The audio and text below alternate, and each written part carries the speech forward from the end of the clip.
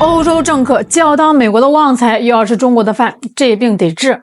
话说啊，就在这个10月啊，德国外交圈上演了一出翻脸比翻书还快的荒诞戏码。这位德国新上任的瓦德福尔外长，本来是板上钉钉，定好了10月26号要访问中国。哎，你想啊，这新官上任啊，又是去中国这么重要的国家，这按理说得准备的妥妥当当吧？哎，结果呢，就在临出发的前2天啊，注意啊，这德国那边突然间宣布内阁访问推迟了。哎，你这机票都快换登机牌了，你说推迟了，你总得给个理由吧？这德国官方给的理由是，哎呀，没能安排足够的会谈。大伙儿听听啊，这理由你信吗？你说这都什么年代了呀？两国这么大的访问，这日程都是提前几个月对的。哎，临了了，你说没安排好会谈，这不就跟这个学生交作业嘛？最后一天说，哎呀，老师，我这个笔没水了，一样可笑吗？这摆明了就是个借口啊！当时好多人就猜啊，这肯定是德国啊又跟着美国搞什么幺蛾子，故意给中国甩脸子看呢。结果更逗的来了啊，这边刚宣布推迟啊，没过3天，这位瓦德福尔外长又急急火火的跑出来表态了。哎，大伙儿别误会哦，我只是推迟，不是取消啊。我们德国非常重视跟中国的关系，我得尽快跟中方通个电话，必须通。这一下啊，把全世界的吃瓜群众都给看傻了。你这前脚刚耍大牌说不来了，后脚呢又摇着尾巴说别误会，我还要来。这前后的反差啊，简直了呀！英国那帮媒体最损了啊，《金融时报》直接就开喷了，说这根本就不是什么日程问题啊，这就是德国政府的超级外交灾难。其实大白话就是脸都丢到太平洋去了，里子面子全都没了。哎，你可能要问啊，为啥他这么急着往回找补呀？因为他这趟黄了的访问啊，直接把德国的政坛给撕成了2半，后院着火了呀！咱得知道，他这趟去中国本来是干嘛的？他是去铺路的呀，给他的老板就是德国现在的总理默茨给他铺路呀，好让这个默茨总理后续能够顺利返华。这下可好，你这个先锋官啊，不仅没有把这个路给铺平，还直接在这个路上挖了个大坑，把自己老板都给陷进去了。那这下呢，默茨政府领导先吵翻了天。执政联盟大伙都知道吧，就是几个党凑在一块过日子。德国外长所在的那个党还在嘴硬啊，还在那儿这个日程嘛，技术问题嘛。他的队友啊，那个社民党可不惯着他。社民党的外交事务发言人估计是忍无可忍了，直接公开开炮，一点面子都没给啊，对着媒体就说，哎，我跟你说啊，你在访问前取消行程，这就是在发错误信号。哎，你知不知道现在全球的局势有多紧张啊？这种时候跟中国保持对话比什么都重要啊！你居然敢断了！你听听这个火药味啊，这等于是在说，你瓦德福尔是不是没长脑子呀？你是不是要害死德国？这下这个瓦德福尔傻眼了呀，他本来想在外头耍个威风，结果呢，自家人先跟自己割席了，这叫一个里外不是人啊！哎，那如果说这个家里面吵架还只是个面子问题，那接下来的事啊，那就是里子的问题了。谁最急啊？德国的企业界啊，那帮真正掏钱养活德国的老板们啊，急得都快跳脚了。大伙儿想想啊，德国靠啥吃饭？汽车、机械、奔驰、宝马、大众、西门子，哪个离得开中国市场？那原来啊，德国汽车工业协会的那帮大佬，这行李都打包好了，就准备跟着这个瓦德福尔外长啊，坐上专机，浩浩荡荡去中国。他们去干嘛？旅游吗？他们是去救命的呀，去中国解决这个稀土啦、芯片的供应链问题。那结果呢？这个瓦德福尔临门一脚不去了，把这帮企业大佬齐齐刷刷全部坑在了半道上啊！那这下德国的工业联合会啊，基本上就是德国所有的大老板的组织，彻底就炸了呀！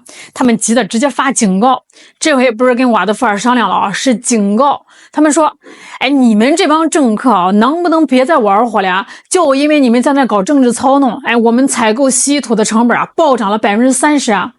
这不是30块哦，这可是几十亿、几百亿欧元的成本啊！这钱谁出？还不是德国老百姓买单啊！这工业联合会啊，还说，哎，因为你们这个瞎折腾啊，你们好多新能源汽车的项目啊，都被迫延期了呀！哎，咱都知道这个德国是汽车强国，现在这个全世界都在搞这个新能源车，对吧？新能源车最核心的零件之一就是电机，那电机里需要啥？需要高性能磁体。那这磁体是用啥做呢？稀土。那德国呢？没有这玩意儿啊！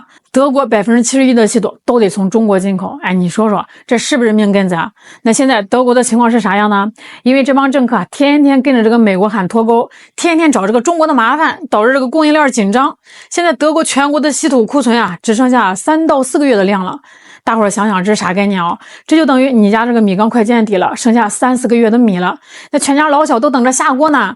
哎，结果你倒好，你非但不去给这个米店老板好好商量商量，还跑到米店门口去骂街，哎，你这不是作死吗？那现在已经有好多这个德国的汽车工厂因为缺这个稀土磁体，已经开始减产了，这就意味着工人失业、GDP 下降、经济衰退啊。德国对中国的出口里啊，光是这个汽车和机械就占了总数的40%以上。这一边呢是这个企业快活不下去了，命脉攥在中国手里；这另外一边呢是这帮政客啊，他为了讨好这个美国呀，为了那点政治秀，在那瞎折腾。哎，你说这德国的企业老板们心里得把这个瓦德范儿骂成啥样啊？你可能还觉得这个瓦德范儿是不是个愣头青啊，不懂经济啊？哎，他要只是愣那还好点哦，他最大的问题是傲慢，而且是拎不清啊。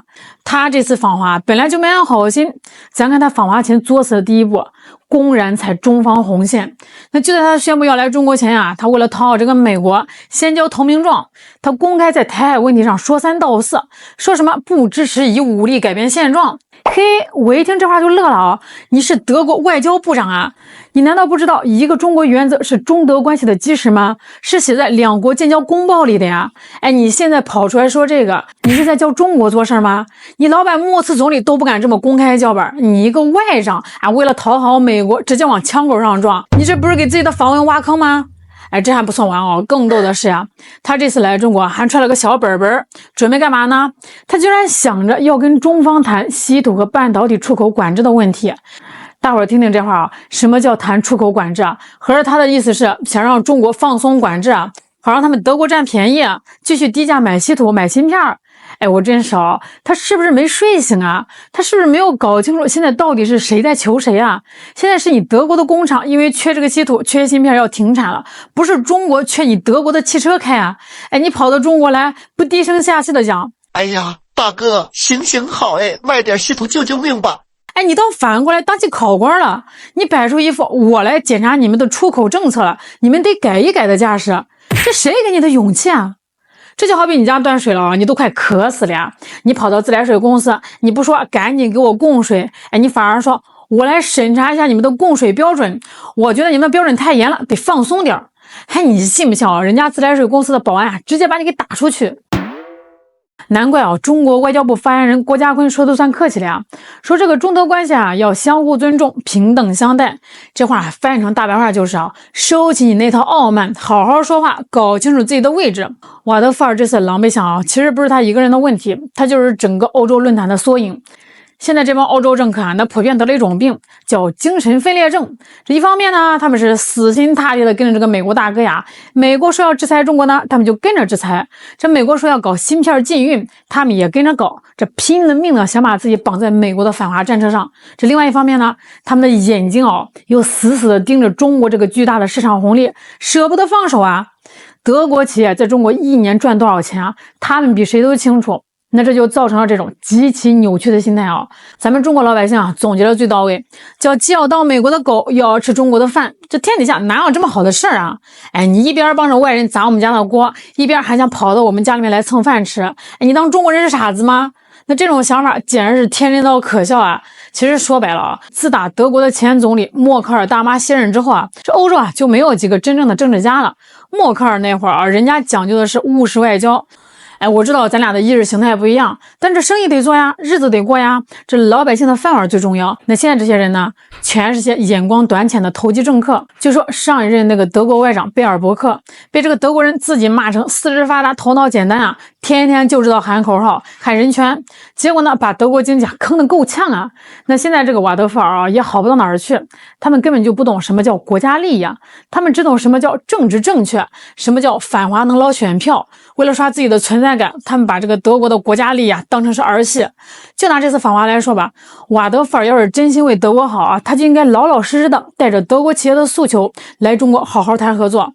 大哥，你看我们的汽车厂快揭不开锅了呀，这稀土能不能多卖点，价格咱们好商量啊，这才是务实啊。可是他呢，他揣着美国的任务来的呀，跑来指手画脚当人权教师爷，那对不起啊，我们可不伺候。这更可悲的是什么呀？是这帮欧洲政客到现在还活在欧洲中心论的旧梦里不肯醒啊！他们总觉得自己还是100年前的世界中心，觉得中国还是得看他们的脸色，觉得他们高人一等。哎呦喂，我的天哪，赶紧醒醒吧！大清都亡了多少年了呀？也不看看现实，德国经济已经停滞3年了呀，增长率几乎是0。要不是中国这个巨大的市场还在撑着，德国经济早就硬着陆了。再看看欧洲能源危机、供应链危机哪一样你离得开中国的合作呀？你德国总理默茨上台都大半年了，连一次访华的机会还没捞着呢。德国媒体自己都酸溜溜的抱怨说，哎，中国在羞辱德国。咱说句公道话这是中国在羞辱你们，这是你们自己那帮短视的政客在羞辱你们自己啊！那现在好了，玩砸了，撞南墙了，瓦德范急着要通话，默茨政府也赶紧放低姿态，说默茨总理访华没有前提条件，态度总算是软下来了。那早知如此，何必当初呢？但是呢，你光靠嘴说，哎呀，我错了，咱们和好吧，没用啊！想修复关系，想让这个德国企业过上好日子，你德国政府得实实在在的拿点诚意来啊！首先，先别搞这个政治投机了德国企业要的是稳定的市场，不是你们的政治秀啊！那其次呢，拿出实际行动来，哎，别光喊不想脱钩的口号，你得做呀！把那些乱七八糟的对华制裁给停了啊！高科技产品的出口限制放宽点啊！你得让合作落地啊！哎，你看看人家宝马，2025年的3月刚跟中国签了1000亿级的新能源协议，这才是过日子的样啊！哎，让两边的企业都能赚到钱，信任才能重建。最后你得认清现实这瓦德福尔这场闹剧其实说白了就是旧时代的优越感撞上了新时代的国际秩序。那现在的世界讲究的是平等互利，你尊重我，我尊重你，咱们都有的赚。你想骑在我脖子上拉屎那对不起时代变了。默茨政府要是拎不清继续跟着美国瞎折腾，你别说是啥经济复苏了恐怕连现在手里那点市场份额都保不住了。好啦，今天就聊到这儿啦，我是小懒，我们下期再见。